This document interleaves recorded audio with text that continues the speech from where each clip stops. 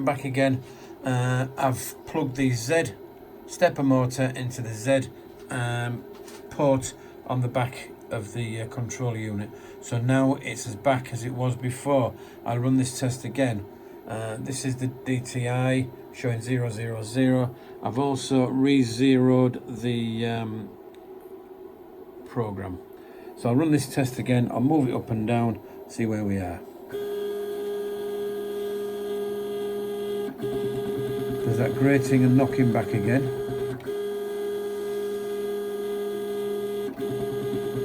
Moved it twice. Third time.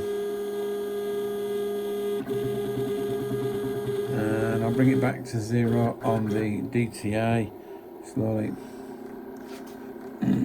I'll run it slowly so I can get it somewhere near.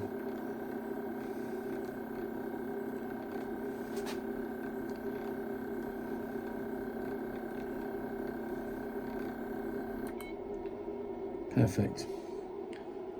The Z-axis has moved out minus 3.5 millimeters already. I will run this test yet again.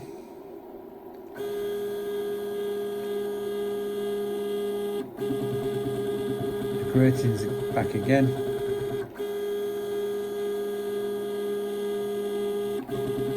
I'll run it down 3 times as previous.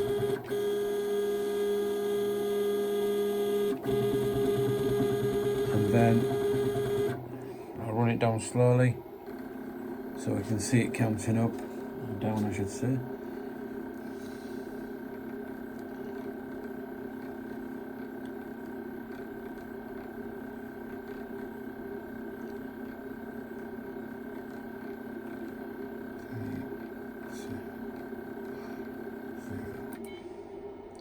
.2. That Z-axis has gone to 0, well, it's minus 7.9.